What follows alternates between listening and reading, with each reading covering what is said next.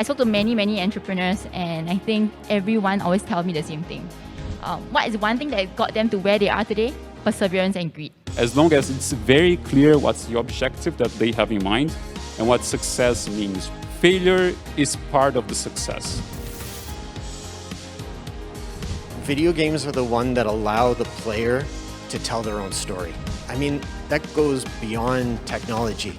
As we go more and more into technology and we use AI and we use data, it's important to know how to use it and not to be used by it. Myth or not, okay, startup jobs are totally chaotic and unstructured. Yeah, that's What a do you good point, right? I think that a lot of people have this in mind, but actually it's not a reality. Startups, to be successful, they really need to have a structure. It's really needed to have a framework that works and make the business successful.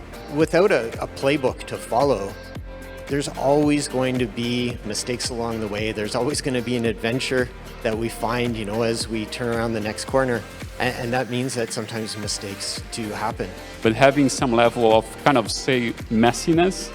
So we add more creativity to the work, we add more ideas to the table, but it doesn't mean it's unstructured and chaotic.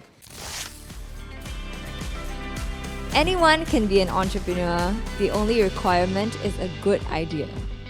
I wish to be a good entrepreneur, all we need is idea. It's not so much about what you already know or what skills you have. It's about the creativity and the innovation that you can bring. The ability to deal with, interact, and rally people together, whether in a community or in an organization or in a context of a business enterprise.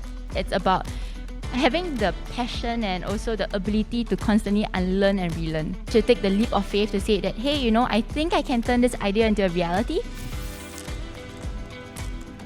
Along the way, I started taking courses to learn about product management. And what's important is not the cert, but what you learn from the course itself.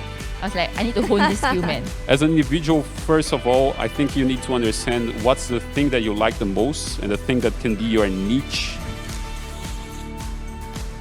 You're not just serving one segment of the population or one segment of society. Everything that we do, the impact is not just on today's generation. We adapt constantly. So if you're not training on the job, you're standing still and the competition will move without you. With the uncertainty and the anxiety, there's also renewed opportunity. And what we think we should be doing, looking at the job market and the road ahead, is to have a degree of fluidity and the ability to accept flux and change as part of the normal.